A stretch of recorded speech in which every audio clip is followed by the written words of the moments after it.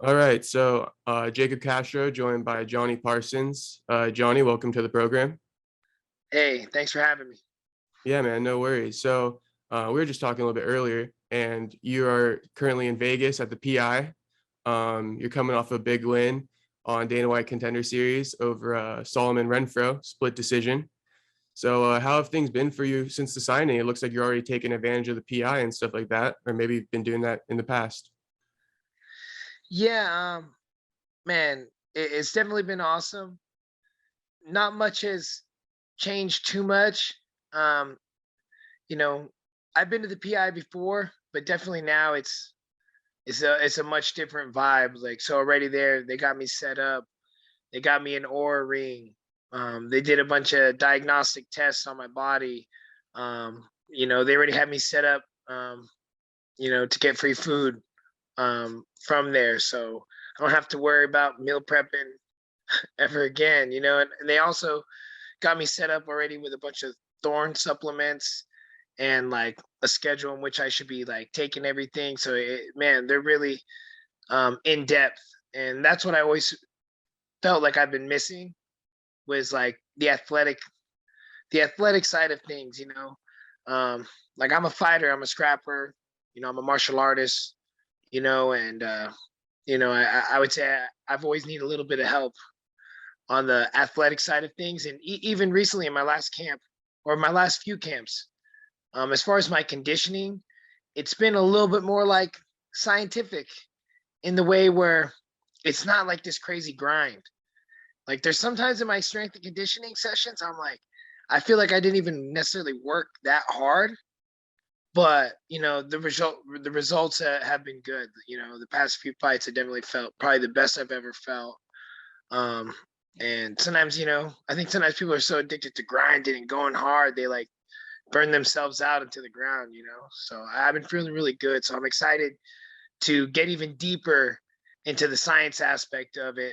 All the it's all the latest stuff and studies that they're doing on athletes. Like I'm gonna have access to all that information and training, so I'm excited. Yeah, would it be safe to say like you feel like a pro athlete now? Like you feel like you're Oh kind of yeah, you got that next level of training and stuff like that definitely, and definitely. tools. Awesome. Well, side note real quick, how's those Thorn supplements? Because those seem to be pretty good. Are they helping you out at all? Yeah, and you know what I mean. And being a Vegas local and training at Syndicate and having you know friends in the UFC and I guess friends that work at the PI as well. You know what I mean? So I've been lucky enough to have access to some of the Thorn supplements before being an athlete with the UFC. So I was already liking a lot of their stuff already. Like their electrolytes, it super low in, there's not a bunch of sugar, there's not a bunch of calories, but their electrolytes, man, they're spot on. They hit the spot. They blend real well with the aminos. Yeah, I'm really liking their supplements, and now like I'm gonna be supplied with them, by the UFC. So I'm really excited about that. But yeah, the Thorn supplements, man. And I've been in this game for a long time, so I haven't been a big supplement person. Um, because like I just wouldn't be going out of my way for it, but definitely like I'm excited to take my Thorn supplements for sure. So in the post-fight press conference for the Contender Series, Dana White said that you're kind of a lightweight, right? So, and you said you got your body scan and all that. I think you like left it open. You said you would leave it to the PI. So, any new word on that? What's the deal with that kind of situation? Because it looks like, you are a bigger guy. And so is that weight cut kind of realistic or have you kind of grown out of that? So the reason Dana the reason Dana said that was because there was an offer at one point. I had talked to Forrest Griffin. I said, "Hey man," I was like, I really think I can make lightweight. And I said, but the UFC wouldn't book me at lightweight for anything if I haven't made that weight in a long time. Because that's what my my manager told me. But I had Forrest Griffin in front of me at some point. I just decided to ask him. because I said with enough time, I think I can make lightweight. Well, then it comes up like I got some emails. I got Forrest trying to get a hold of me, and they're like, "Yeah, we got a lightweight fight for you in Contender Series in 7 weeks." And I was like, oh man, like that's not what I meant. But like I think I can make lightweight. You know what I mean? Like Yeah. 7 weeks wasn't the time frame, and it was a really good matchup. Like I think I would have crushed the dude. But with the time frame, and I was just like, let's just stick with welterweight. We all kind of made the decision to stick with welterweight. And as far as my management's concerned, they like me at welterweight until they see me just like 100% like manhandled and just like out like wrestled and just like what I mean, that they believe in me in welterweight. But yeah, I got knockouts at 185 pounds, so I'm no stranger to mixing it up. But like, man, like some of these guys that I'll have to fight in the future are going to be like next level wrestlers. And you know what I mean? With a weight difference, it could be tough. So like right where I'm at, so the UFC, they did a body scan. Mm-hmm. I'm like 0.6%, just a little too big to make lightweight. And they said that to make lightweight for me would be extremely challenging. Fight camps would have to revolve around making weight, and that my training would be greatly affected because the calories that I'd be allowed would just have me pretty tired. So there'd be like Okay. to make lightweight would be an insane amount of sacrifices, and it would still be challenging. You know what I mean? Like even doing everything right, like it's still gonna be like super challenging. Like I wouldn't be able to. It would affect all the eating and everything. Like I wouldn't be able to gain any muscle at all. Yeah, it's one of those So things it's where like, you might be less of a fighter almost yeah, if so you go for it's that. telling myself to make that weight, and it's like I don't want to be a part of the PI and have all these resources to just kind of burn myself into the ground. Yeah. Um, I feel like I've had a lot of success these last few fights because I've had really easy weight cuts, and I was able to eat throughout camps and like not really be stressed. Like I was able to train real hard, was able to rest well because I was eating well, and I still made weight. So I feel like I kind of told the guy at the PI, I said, you know what, I'm not gonna put the pressure on myself to make a decision either way. I'm just gonna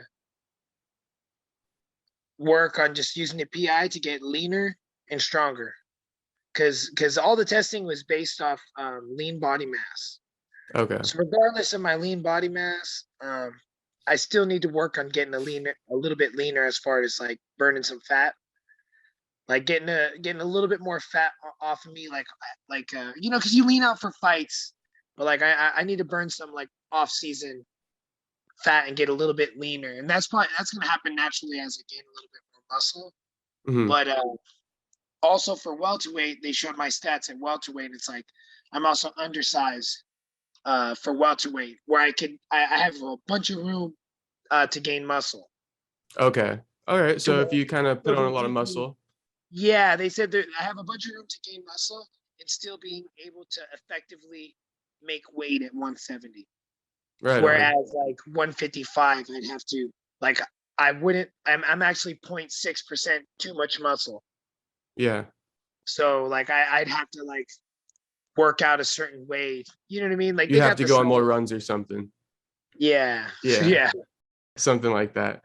So how did you get your start in MMA? I know I've done a little homework on you. I know that you walked in the MMA gym, I think when you were 16. And I know you're out there living in Vegas, but kind of like tell me a little bit where you're from originally and like yeah, how you got your start and everything like that. You know, my mom, she's from the Philippines. My dad, he's in the Air Force, and they have been together. I have two older brothers. And where he was stationed at the time that I was born, was Mississippi, Biloxi, Mississippi. There's an Air Force base down there. We lived there for a few years, and then from there, he got transferred to another Air Force base in Tucson, Arizona. We lived there for about 9 years, and in about 2002, he got stationed at the Air Force Base in Las Vegas, Nellis Air Force Base, and he eventually retired out here. And so I grew up out here, and went to school out here, and it was lucky enough to be the fight capital of the world. And ever since I was little, I was always into kind of like martial arts stuff, and fighting, and things like that. And as I got older, some of the things I talked about in my Contender series feature is that, like, just to break it down without making a long story, is that as a teenager, I was discovering that, like, through fighting I could get respect. You know what I mean? So, like, Yeah. when I was a kid, I was like a little bit of a chubby kid. You know what I mean? And eventually, by like waking up before school and just going on runs and stuff like that, you know what I mean? I think it was like junior year, I like finally like leaned out. Like, so maybe I started high school at like 200 pounds. By the time I was a junior, I think I was like 153. Wow.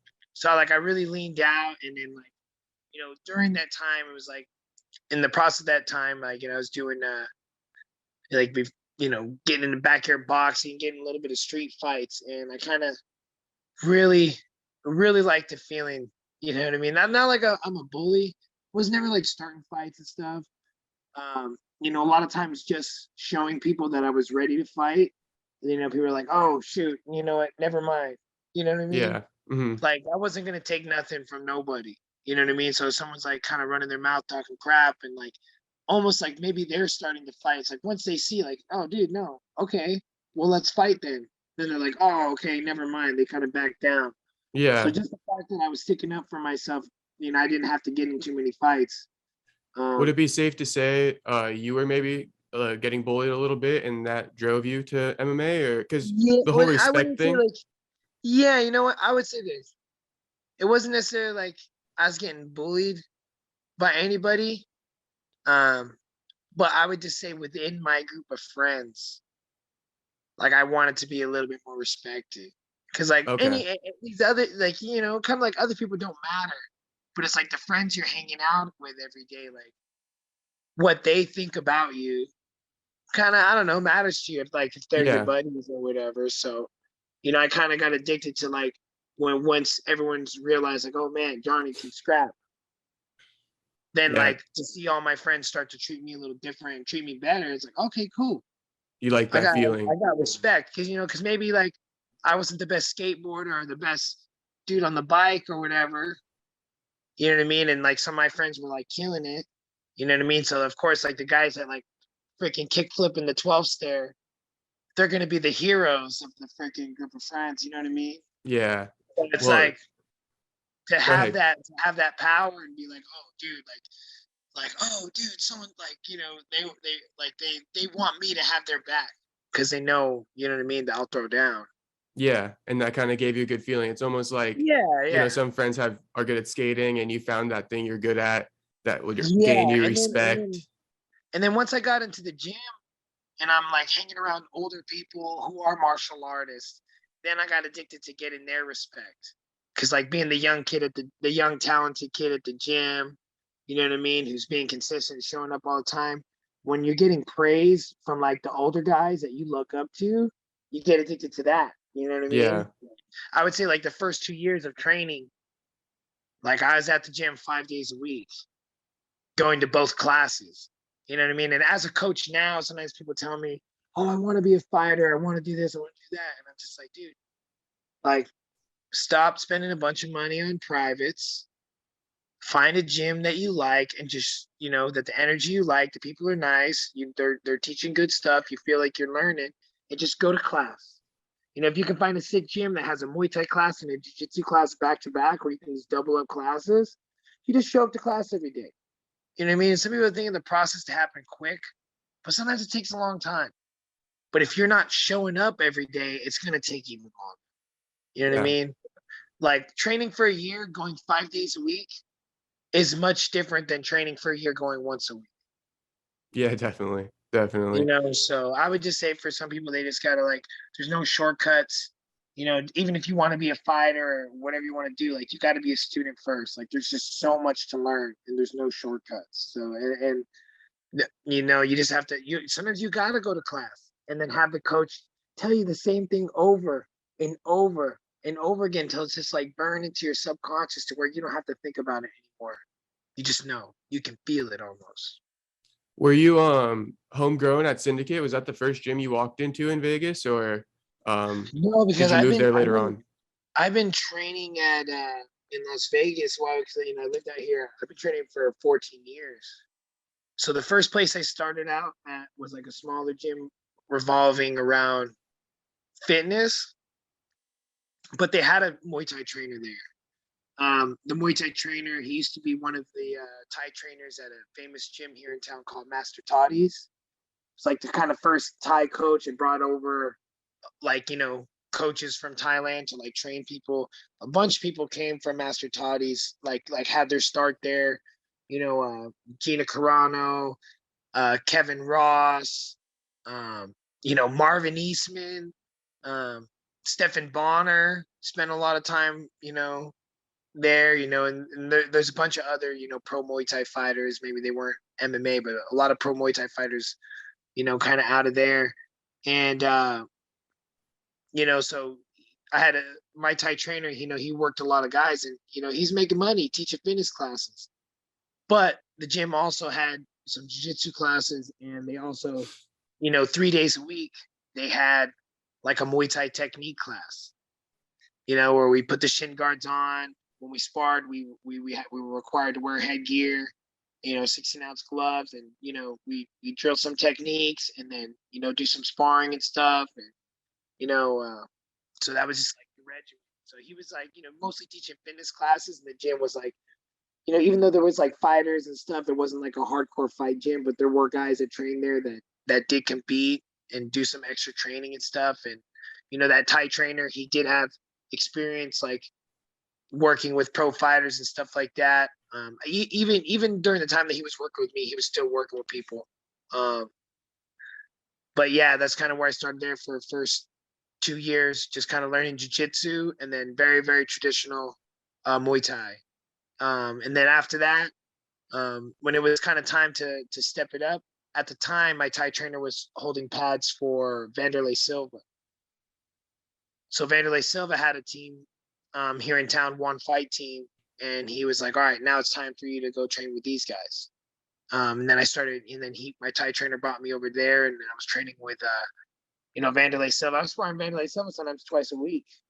Dang. And they had a bunch of really good fighters there, man. That was my first, like, being part of my first, like, real, like, team of fighters and brothers, because at the other gym, it was like, you know what I mean? There was fighters too, not too many, and they would come and go. But, like, majority of people that were, like, around me were, like, people that just were taking classes and stuff like that. But they're good. They were learning, but it wasn't like a team of fighters. It was a team for Yeah. sure. But it was like the first team I was like really felt like I was a part of it. Man, that gym was sick. And they had a little bit of a falling out during a time, like, because I had went to Thailand.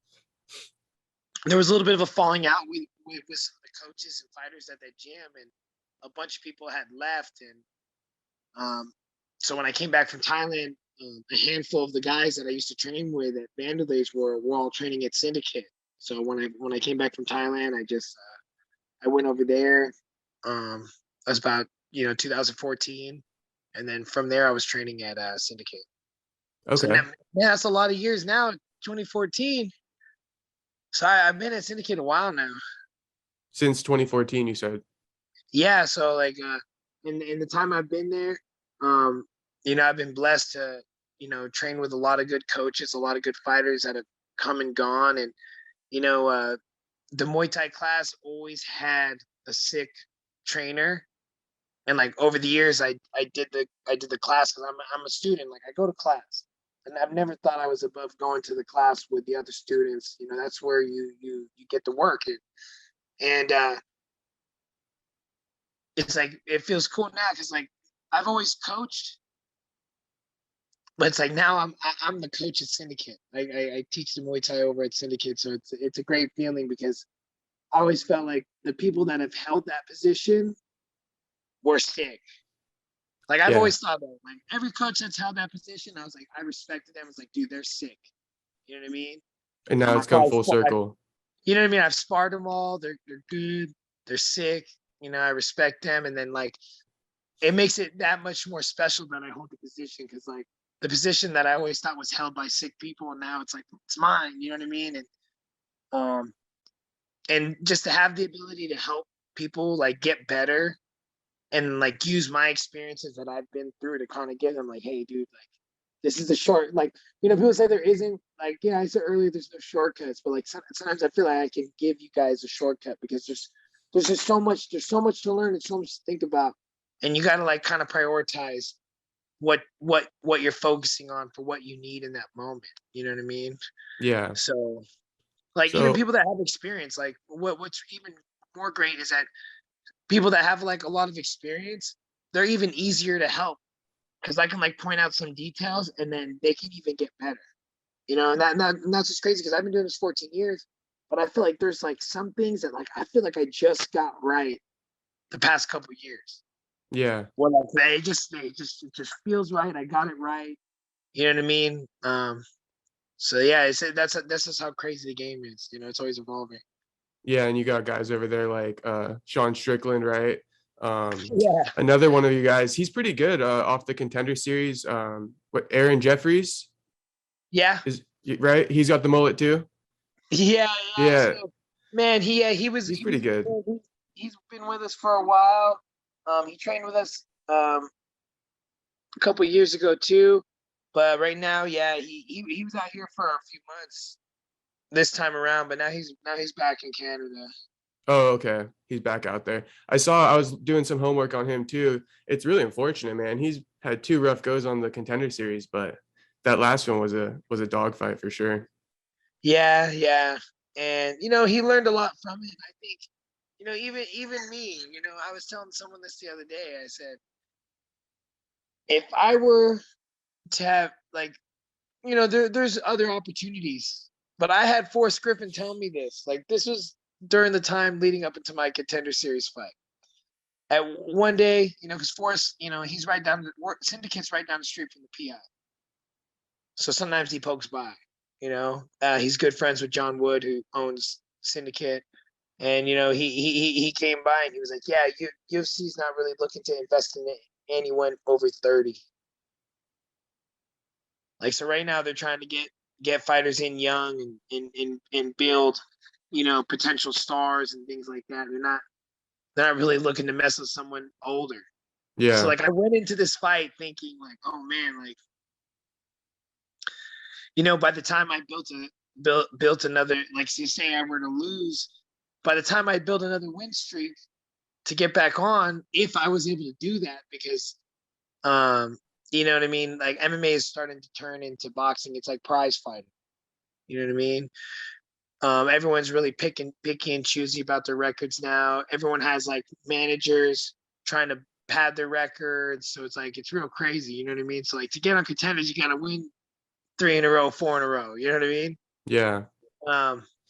And so I'm thinking to myself, like, dude, if I don't do it now, it's like everything would have to line up perfectly for me to get another shot like this. Yeah. You know, like, I what am hear I you. going to do if this doesn't work out? But, you know, if let's just say I were to not have made it, I probably would still fight 10 more years Yeah. on the regional scene, not making a lot of money. Like I've been lucky a couple times, like fighting regional, but most of the time when you fight regional, you'll be lucky to get paid 1,000 to show and 1,000 to win. Wow. Most of the time, regional fights are going to be less than that, like 5 and 5, 8 and 8. I've personally fought for 4 and 4 before, 400 and 400, 400. I was gonna say 400, You know what I 400. mean? Dang, yeah. Yeah. So in Thailand, I was, there was one time in Thailand I fought for $80, but that's just different. That's part of the Yeah. experience. About that, so because you've been training for like, what is it, 16 years or 14 years, 14. right? Yeah. 14. And then your record, you're 8-2. I noticed that like between 2013 and 2017, there just was like not very much fights. It looks like a couple got canceled and stuff. What kind of happened with that? So in 2015, I had a win, a knockout win. I also had a kickboxing fight, pro kickboxing fight that same year too. That's weird. It's weird because it's on Tapology as a canceled fight, Okay. but it's not an MMA fight. It's a kickboxing fight. So I don't know what happened there. But so 2015, I do the kickboxing fight. In April, I win. I fight an MMA fight in July. I win first round knockout against UFC veteran Shoney Carter, old school fighter.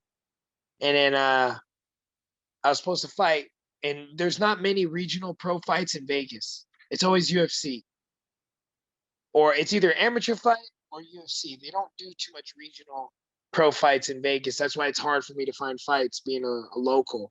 No Okay. one's trying to fly me to their city to beat their guy up.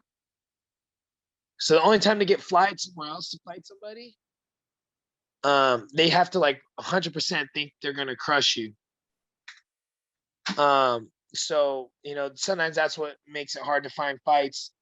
But after that knockout in 2015, I was supposed to fight in September, and like 9 days before the fight, maybe we were moving some equipment in a super huge, like a 20-foot long steel bag rack. It fell on me, and You're kidding. yeah, and it folded my leg in half. And luckily my knee didn't tear, but like my knee like bent in half, and then like something in my foot broke and dislocated, and I needed to get a surgery. So that put me Okay. out for a while. But then I also learned a lot because I couldn't have my right foot as my back foot anymore. Like for a little bit, because it was so messed up. Like after the surgery and just dealing with the recovery, like I couldn't post up on it, push off of it. So, but what I could do is I could stand southpaw and kind of use it as a jab foot. Like I could step on it when I jabbed, Hmm. and I could keep it more flat without putting too much pressure on where I broke and dislocated my foot. And then that's when I really truly started to learn a lot about southpaw and how to fight southpaw against orthodox people, and then the more important thing, how to fight southpaw against other southpaws. So I'm recovering from that from 2015 through 2016. I didn't fight. 2017, it's a 2-year layoff that I haven't fought. I take a fight, a middleweight title fight in Hawaii, in Maui, against a dude who's 8-2, 3 finishes back to back. He's trying to get that 4th win that I talked about. And this is Hmm. coming, and this is a quote. I'm quoting Forrest Griffin. He told me this years ago. He said, when the Contender Series first started, he said, "Win 4 in a row, I'll get you on." That's what he And told this me. guy was on his fourth, trying to get his fourth win, or was it? Yeah, yeah. Yeah. And I don't know if he heard something like that, but that's just kind of how it goes. If he would have won this fight, he would be ready for, like, his management could hustle him a big fight in the UFC or whatever. Because he's like a slugger from Hawaii. You know what I mean? Solid Sprout. And so I go and I take this fight against him. You know what I mean? As an amateur, I fought 147 Muay Thai, 155 MMA. As a pro, my fights in Thailand were kind of all open weight, and I was kind of heavy at the time, so I was like fighting bigger guys. A couple times I fought a guy, or one time I fought a guy smaller than me. And they were just kind of open weight, didn't weigh in. But as a pro, before that, I did a fight at 170 kickboxing, and then 185, where I was like kind of undersized. but I still won by knockout. I had that 2-year layoff, and I'm going into Hawaii to fight that guy. It was pretty crazy Coming off because an injury, right? yeah, coming off an Yeah. injury, and the guy was a southpaw, and I told my coaches my game plan is to fight him southpaw. There's no tape of me anywhere fighting southpaw. They're gonna expect orthodox. You know what I mean? So I fought that fight southpaw. I ended up getting the first round knockout. I was laying some clean left straights, just kind of using the guidelines I set for myself when I was learning southpaw from when I broke my foot. So when I broke my foot and I had to like work on some stuff and kind of relearn some stuff, I was like, all right, boom. Fighting other southpaws, they ain't ready for someone to hit the angles and line up that left straight because they're not used to fighting other southpaws. So I kind of set these guidelines for myself and I just follow them, and then I stay lined up.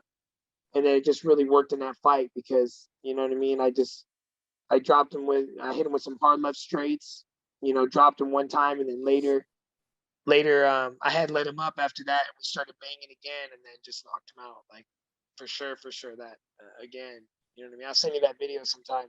All right, definitely send that one over to me. The slugger And met the Slugernot. yeah. So that was awesome for that to be like my first fight back in the mix. But then after that, definitely, had some ups and downs. I was jumping back and forth from MMA and kickboxing. Muay Thai. So like on the record on Tapology, what you don't see is that at one point where there's like an MMA loss, there was also 2 Muay Thai losses before and after that. Okay. You know what I mean? That were some tough ones. They were like really, really close fights. You know what I mean? But that and that's the learning experience. Like I got so much experience. Like I've taken some really tough fights at times at like short notice. Like fought at all different weights. And like I just feel like now it's like I got it down. Like fight week is amazing for me. Like, you know what I mean? Like some people stressing out fight week. Like by the time fight week hits, like I'm chilling. Like I've already Yeah. put in all the work. I'm confident. I'm so confident going into fight week that like I could just chill out all week and rest because I know I'm ready. I think in times in the past I've burnt myself out in fight week. You know what I mean? And it affected my performance in the fight. But going now, it's like I have so much experience. I know that it's just being well rested is so much more important. Yeah. And Being another well thing, rested is the number one thing. yeah, and another thing that happened is basically in the last 2 years, you've been like on a crazy tear. Is that kind of like where you just basically what you're talking about, you piece it all together and you've been seeing the results from it too, basically? Oh, definitely. And that's what it takes sometimes. Someone was talking about it recently. It was like, man, like a year ago you were this. A year ago you were 3-2. You know what I mean? Like not doing the best. And then Yeah. just like a year, just over a year, maybe a year and a half. Boom, I'm in the UFC. 8-2. So I went from 3-2 to 8-2, just like having everything just line up. Do you think it's like the experience in the game, you're just not really like a kid in the game anymore, you're more of like a grown man? And do you think that's part of it a little bit, or what's like the thing that really ties it together? I know you say like rest and that kind of thing, but what's like the X factor for you? Is it that, or? You know what? Yeah, it's the experience. Like I've just grown up. I've grown up it's just all the experience because like even the last few fights and even a fight, a couple fights that I lost, like one of the things I can say is that like your body starts to know what's up. That's why like some of these really great athletes that have like so many competitions, like like you have great champions like like Daniel Cormier. Like he had an insane amount of wrestling matches. That experience all plays a role. You know what I mean? Like some of these guys that like even like Israel Adesanya, like he has his MMA record, but he also has an insane kickboxing record. Like all that experience adds up. You know what I mean? Yeah. So even for me, it's just like I've just stepped in there so many times. Like it's like your body knows. Like even nowadays, like I've literally had a stuffy nose disappear 20 minutes before I'm about to walk out. Yeah. Like if I don't know if that's just my body knowing, it's like, all right, like something in my adrenaline or whatever is like, all right, we're about to fight in 20 minutes. Like let's clear this nose. Yeah. So it's like that's how in tune my body is with like competing and like fighting, is that like the adrenaline is not like it's dumping in just enough, you know what I mean? Where it's just like your senses are heightened. You know what I mean? It's crazy. That's why I love it. I feel like, man, fighting, you just level up. You just like that like some people let that anxiety like get to them, but it's like I let that hype me up. Like, oh, dude, we're about to go to battle. Like, you're gonna try to take my head off, and like I gotta be sharp. I gotta Yeah. protect myself, and I can't let you hurt me. I gotta hurt you. You know what I mean? Like, and then it's so exciting, and it's nice because like I can imagine, like, you know, people talk about it. It's why pharmaceutical companies make so much money, right? Because they're like, oh, you have this feeling, we have a pill for that. You know what I mean? But like for me, it's just like you gotta handle those feelings and control them. Not everybody can do that, I guess, but like that that's what's so exciting about it. Like I feeling the anxiety, and you're like, oh man, but you just Yeah. gotta go, you know. Can you tell us a little bit? If for anyone who wants to see the clip, it's on your Instagram of the Slugernot moniker that you have. But tell us a little bit about that, where you got that from, because if anyone hasn't seen your fights, you're definitely like, you know, a slugger. You'll outpower the guy. You'll go tit for tat basically on the strikes. Yeah, So is that what it means, or what else does it mean? yeah, it's kind of, you know, that's pretty much the point. And I'm trying to think back to when, you know, I I first came up with it. You know what I mean? And you know, someone might have been like saying Juggernaut, and I just said Sluggernaut. And what's crazy is that I don't know what came first, the slogan or the name.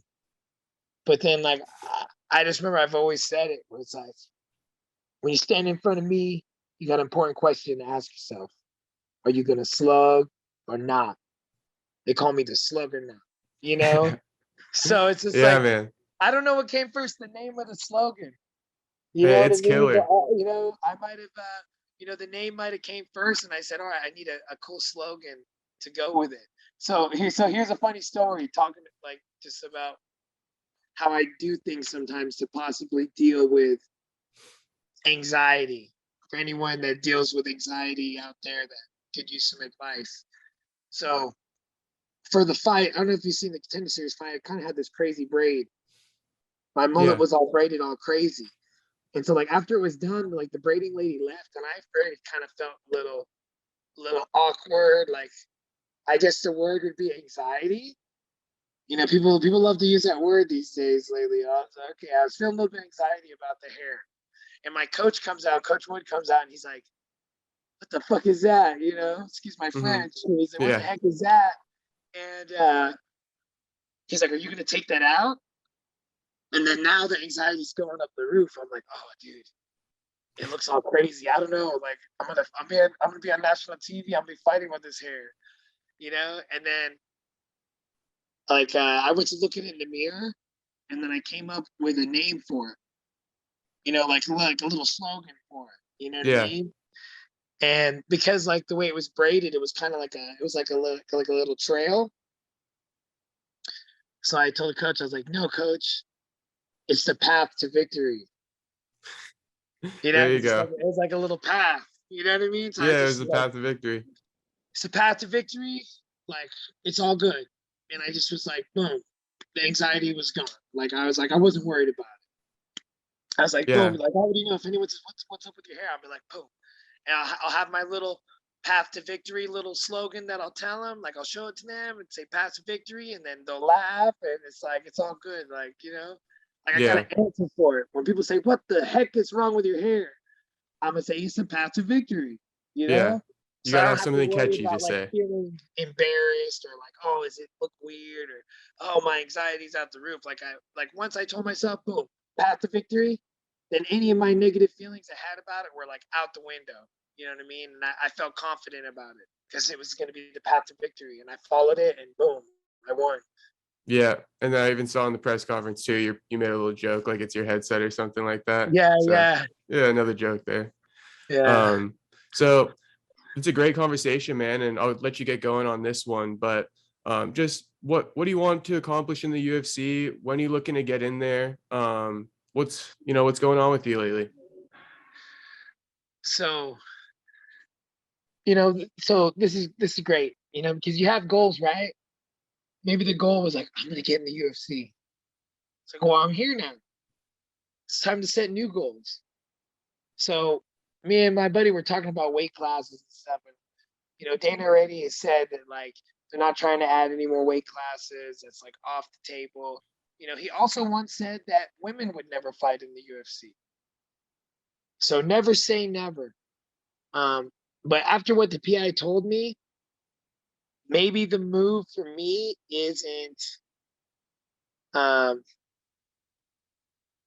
so I'll say this. I'm inspired to become a double champ because only someone with double champ status could demand another weight class. So if I That's said right. if I somehow was able to capture the 155 title, the lightweight title, the welterweight title, and then tell everybody and say 165 super lightweight championship, I'll fight anybody. And then let them match the fight with whoever, All right. and then be a triple belt holder. You know what I mean? Yeah. And if they want me to give up those other two to fight for 65 or whatever they want, well, whatever they want. But I feel like I would love a 65-pound division, but the only person who could do it would be someone who could obtain the lightweight belt and the welterweight belt. So I think I might focus on not bulking up too much, fighting at welterweight, um, and then maybe here and there, or possibly after becoming the welterweight champion, then put in the rigorous work and discipline to make 55 for either a couple high profile fights and or lightweight title fight. You know what I mean? Like, Yeah.